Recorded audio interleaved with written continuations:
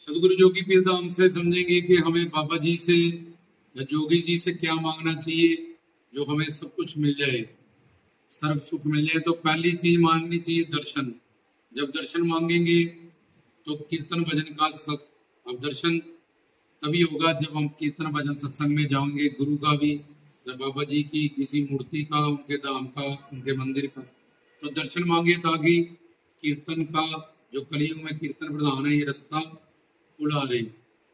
प्रेम मांगे क्योंकि प्रेम के वश में है भगवान। जिसके पास पक्का सच्चा प्रेम होता है, उस प्रेम के अधीन भगवान और बाबा जी रहते हैं कि ये मेरा सच्चा प्रेमी है। सेवा मांगे, सेवा मांगने से तन मन धन से सेवा करने से अंतःकरण की शुद्धि होती है, पाप भस्म होते हैं, अपना बर्तन बनता है, अपनी पात्रता बनती है, अपना बर्तन जो भी हमें दाद चाहिए बर्तन भी बनता है, बर्तन साफ भी होता है और बर्तन का तला भी लग जाता है। तो चौथी चीज कृपा मांगे उनकी। तो जिस भी काम में अगर संसार के सुख चाहिए जगदानंद, आत्मा का दर्शन चाहिए आत्मानंद, शिव का दर्शन चाहिए ब्रह्मानंद, और किसी साधु संत के साथ रहना है सारी जिंदगी, बाबा जी की जोत जिनमें हो, तो इसको प्रेमानंद कहते हैं।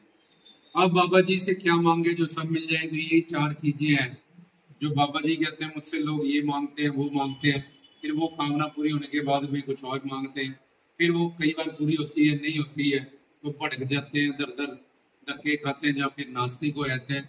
इसलिए वेद शास्त्र ग्रंथ पंत बाबा जी कहते हैं कि ये चार चीज जो मांगो ये निष्काम चीजें हैं। मांग के भी बाबा जी कहोगे कि आज तक तुमने हमसे कुछ नहीं मांगा, क्योंकि ये चारे चीजें बाबा जी के ही प्रति हम मांग रहे हैं।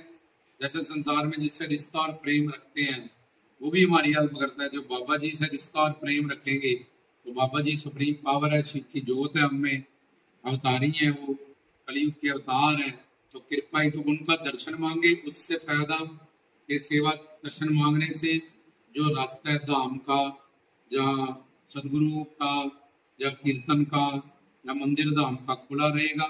सेवा से तन मन धन की सेवा से अंतःकरण शुद्ध होगा, पाप भस्म होंगे, हमारी पात्रता कृपा पाने के लिए बढ़ेगी, और पापों को सेवा करने से पाप, क्योंकि बाबा जी के नाम गुण रूप लीला धाम, इनकी सेवा से जुड़ने से, इनसे जुड़ने से जो पाप है ये पवित्र चीजें हैं वो नष्ट होते जाते हैं।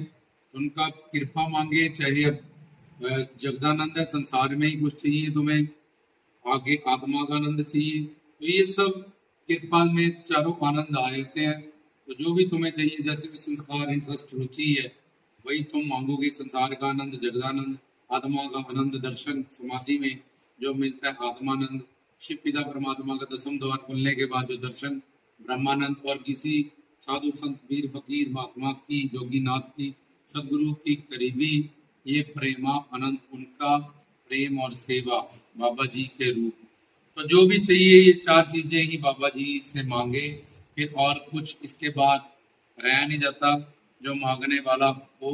तो ये जो चार चीजें ही मांगते हैं उसको क्या क्या लाभ फायदा है ये भी बता दिया। तो बाबा जी के जब भी मंदिर में जाएं, दरबार पे जाएं, धाम पे जाएं, तो उनसे गुफा पे जाएं, उनसे ये चार चीजें ही मांगे कि आपकी कृपा हो, आप मेरे पे कृपा करें, आप मुझे दर्शन दें, आप मुझे प्रेम दें, और आप मेरे पे कृपा करें। कृपा करें, प्रेम दें, दर्शन करें, दर्शन दें और सेवा करें, फिर और कुछ मांगना नहीं पड़ेगा।